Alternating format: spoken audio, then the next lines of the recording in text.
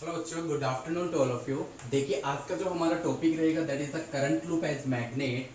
Previous lectures में हमने बहुत सारी चीज़ें डिस्कस की है, बड़ी इंटरेस्टिंग।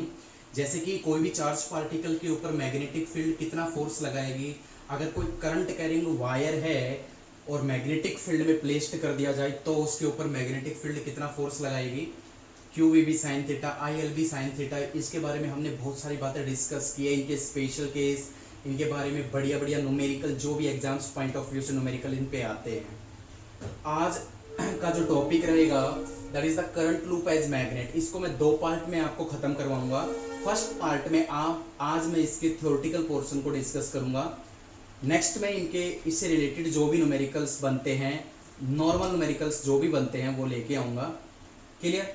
और बहुत ही जल्दी ये मैग्नेटिक अफेक्ट जो भी ये यूनिट चल रही है हमारी, थर्ड यूनिट, ये खत्म होने वाली है, क्योंकि लास्ट के दोनों टॉपिक्स, दोनों जो चैप्टर्स हैं हमारा अर्थ मैग्नेटिज्म, वो बोर्ड ने इस सेशन के लिए ख़त्म कर दिया है। तो ये बहुत जल्दी ये यूनिट ख़त्म होने वाली हमारी, और इसके साथ ही फोर्थ यूनिट भी स्टार्ट हो जाएगी।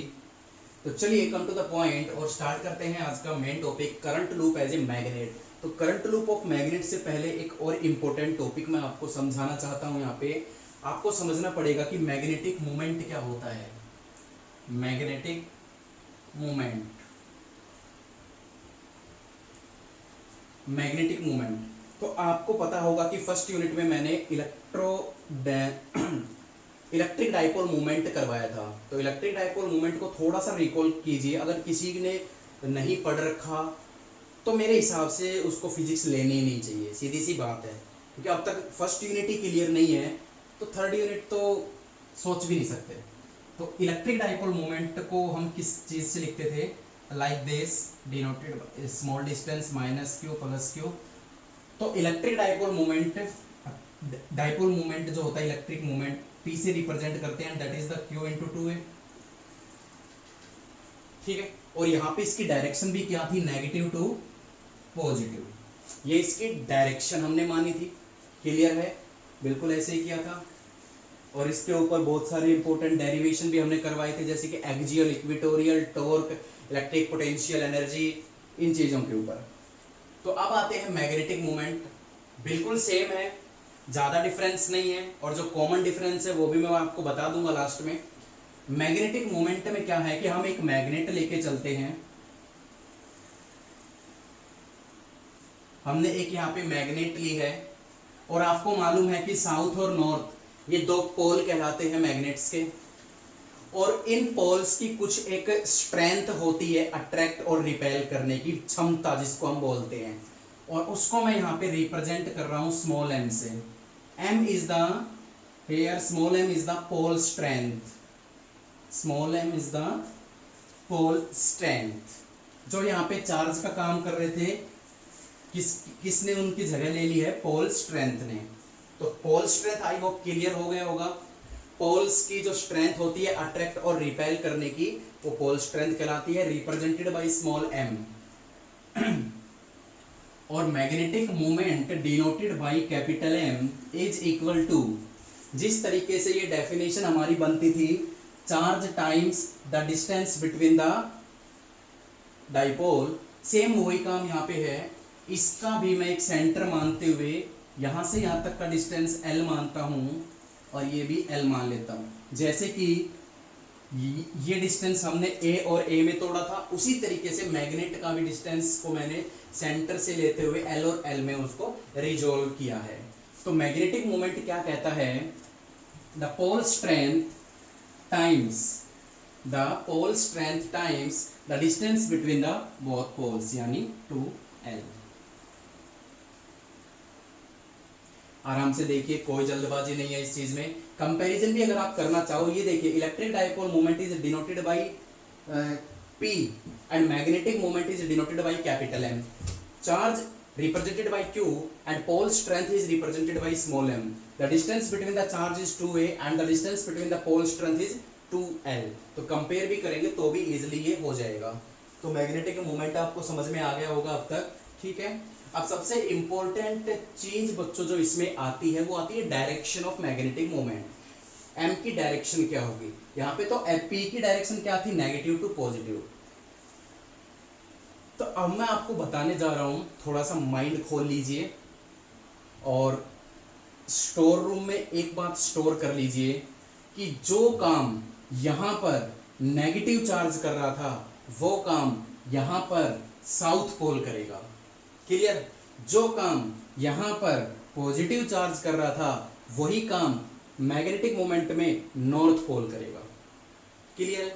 तो ये बात क्लियर होती है यहां पे कि जो मैग्नेटिक मोमेंट की डायरेक्शन होगी बच्चों, and that is the direction of magnetic moment is, जैसे नेगेटिव टू पॉजिटिव, तो नेगेटिव की जगह साउथ पोल ने ली है और पॉजिटिव की जगह नॉर्थ पोल ने ली है, तो ये हो जाएगी south to north inside magnet, inside magnet. तो याद रखना ये चीज सबसे इंपॉर्टेंट है। क्लियर है। ठीक है। तो ये आपका बेसिक मैग्नेटिक मोमेंट था। एक और बात मैं इसमें डिस्कस करना चाहूंगा आपके साथ कि बच्चों यहाँ पे कॉमन डिफरेंस क्या आता है इलेक्ट्रिक मूवमेंट और मैग्नेटिक मूवमेंट में। कॉमन डिफरेंस ये आता है कि हम चार्ज को तो इंडिविजुअल ले सकते हैं, हम चार्ज को तो अलग अलग ढूंढ सकते हैं, अलग अलग रख सकते हैं, अलग अलग चार्ज एग्जिस्ट कर सकता है, बट जो मैग्नेटिक स्ट्रेंथ है, जो पोल स्ट्रेंथ है, जो पोल्स हैं, वो कभी भी इंडिविजुअल एग्जिस्ट नहीं करेंगे, हमेशा पेयर में काम करेंगे। 10th क्लास में आपने नॉर्मल सा पढ़ रखा होगा कि एक मैग्नेट को हम तोड़ते हैं, एक मैग्नेट को हम तोड़ते हैं, बीच में से ये साउथ होता है, नॉर्थ होता है, तो इसका ये जो पोर्शन है, ये जो टूटा हुआ पोर्शन है, इसके अपोजिट साइड अपने आप ही नॉर्थ आ जाता है। तो हमेशा याद रखना कि जो पोल्स होते हैं वो पेयर्स में एग्जिस्ट करते हैं, monopole do not exist in the magnetic moment. ठीक है, याद रखना, रिमेंबर पॉइंट हमेशा। तो ये आपका बेसिक सा मैग्नेटिक मोमेंट था। इसी में अब आप थोड़ा सा आगे की तरफ देखते हैं। देखिए अब हम इसमें अगला स्टेप करते हैं, ये हमारी होगी मैग्नेटिक मोमेंट की बात। इसमें जो आपको याद रखने लायक चीज है वो है ये फॉर्मूला, और इसकी डायरेक्शन क्या होती है, साउथ टू नॉर्थ। अब मैं बहुत ही इंपॉर्टेंट टॉपिक उठाने जा रहा हूं यहाँ पे कि एक लूप लेना है हमें जिसमें से करंट फ्लो कर रहा है, क्या वो मैग्नेट की तरह से बिहेव करेगा या नहीं, ये चीज हमें देखनी है, जो कि आज का हमारा टॉपिक है current loop as a magnet. तो हम देखते हैं, फील करने की कोशिश कीजिएगा इस चीज को। मान लीजिए ये एक करंट लूप मैंने लिया और इसमें से ये डायरेक्शन मैंने ली।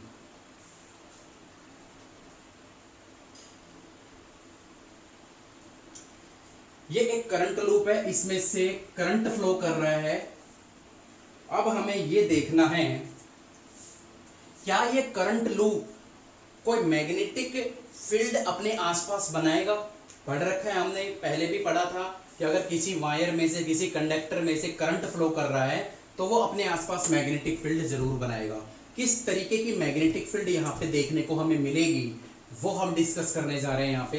एक बात का ख्याल रखना, बहुत ही बेसिक चीजें मैं समझाने जा रहा हूँ यहाँ पे जो हम पहले डिस्कस कर चुके हैं। अगर फिर भी आपको रिमेंबर नहीं है, याद नहीं आ रहा है किसी कारण से, या आप टच में ही नहीं हो, पढ़ाई पे आपका ध्यान ही नहीं है, तो फिर देखिएगा किस तरीके से मैं इसको समझाता हूँ आपको। इस टॉपिक को क्लियर करते हैं। आपको मालूम है कि मैंने पहले भी ऐसी चीजें बताई हैं करंट लूप में कि अगर मैं इस लूप को ऊपर से देखता हूं, अगर मैं इस लूप को ऊपर से देखता हूं तो मुझे ये क्लॉकवाइज नजर आता है। समझ में आ रहा है? फील करने की कोशिश कीजिएगा। देखिए अगर मैं ऐसे करता हूं, ये मेरे लिए क्लॉक है, मैं घुमा रहा हूं, ये मैं क्लॉकवाइज डायरेक्शन में घुमा रहा हूं, लेकिन आपको कैसा नजर आ रहा है, ये एंटी क्लॉकवाइज। ये कैसा नजर आ रहा है आपको, एंटी क्लॉकवाइज। समझ रहे हो? सेम उसी तरीके से आप करके देखिएगा। अगर आप ऐसे देखोगे, ये क्लॉकवाइज डायरेक्शन है, ये क्लॉकवाइज में मेरे हैंड्स घूम रहे हैं। अगर मैं ऊपर से देखता हूं तो क्लॉकवाइज है, लेकिन ऐसे धीरे धीरे करता करता इसको ऊपर लेके जाता हूं तो ये एंटी क्लॉकवाइज मुझे नजर आता है। आप कहते हो सर ये क्या बात हुई? फील करने की कोशिश कीजिएगा। फैन चलता है, फैन आपका, फैन की डायरेक्शन जो भी होती है वो दिखती है, लेकिन जब आप ऊपर से फैन को देखोगे कहीं भी, अगर ऐसा पॉसिबल होता है तो आपको फैन की डायरेक्शन अपोजिट नजर आएगी। कभी भी करके देख सकते हो आप ये, ठीक है ना। तो याद रखना, जब मैं इसको ऊपर से देखता हूं तो क्लॉकवाइज डायरेक्शन नजर आती है। कैसा, साफ तौर पे मैं लिख देता हूं यहां पे, ऊपर से देखने पर तो क्लॉकवाइज डायरेक्शन नजर आती है, ठीक है। नीचे से देखोगे इसी लूप को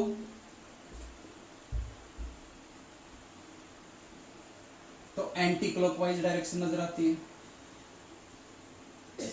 है ना जादू। तो यही चीज आपको देखने को मिलेगी इसमें।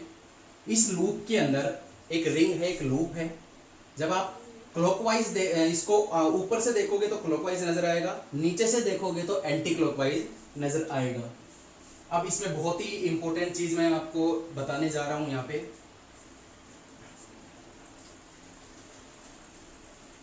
इसमें अब हम एक रूल आपने पढ़ा होगा, क्लॉक रूल आपने पढ़ा होगा।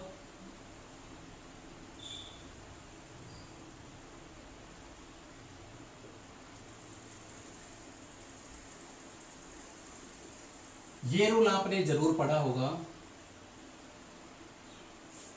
कि जब क्लॉकवाइज डायरेक्शन करंट की होती है तो साउथ पोल की तरह से बिहेव करेगा वो लूप। वो लूप कैसे बिहेव करेगा, साउथ पोल की तरह से। और जब करंट की डायरेक्शन एंटी क्लॉकवाइज होती है तो वो नॉर्थ पोल की तरह से बिहेव करेगा। ये होता है क्लॉक रूल, होता है ये मैग्नेटिक फील्ड की डायरेक्शन को फाइंड आउट करने के लिए, या कह सकते हो कि पोल्स को फाइंड आउट करने के लिए। अब मैंने बोला ऊपर से देखेंगे तो क्लॉकवाइज, और क्लॉकवाइज में कैसा पोल बनता है, साउथ। तो ऊपर का पोल कैसा नजर आएगा, साउथ पोल, और नीचे का नॉर्थ पोल। अब सिंपल सी बात है, जब आपको पोल डिटरमाइन करने आ गए, ठीक है, तो मैग्नेटिक फील्ड की डायरेक्शन आपको पता है, north to south outside the magnet, but inside the magnet south to north. तो यहां पे मैं इनसाइड की ही बात कर रहा हूं। इनसाइड यहां पे क्या होगी, लूप के अंदर से मैग्नेटिक फील्ड की डायरेक्शंस क्या हो जाएंगी, साउथ टू नॉर्थ। तो इस तरीके से मैग्नेटिक फील्ड की डायरेक्शन ये आएंगे आपके पास इस तरीके की। यहां से आपने देखा होगा,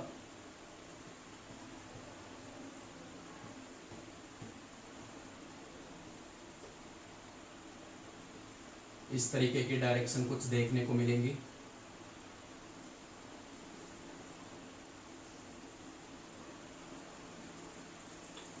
like this,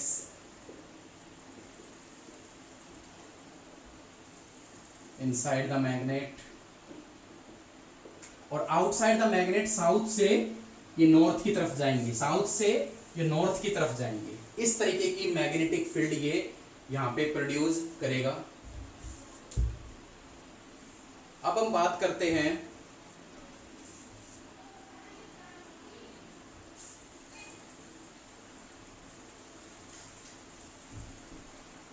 देखिए, इसको अगर मैं कंपेयर करवाऊं मैग्नेट के साथ,